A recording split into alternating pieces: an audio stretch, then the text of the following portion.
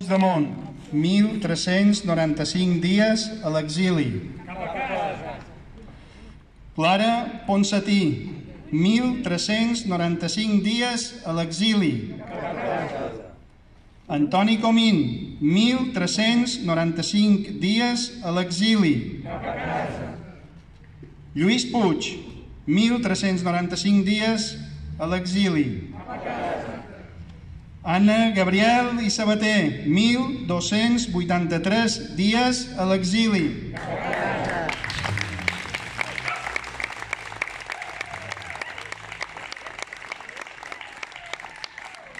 Marta Rovira, 1.251 dies a l'exili.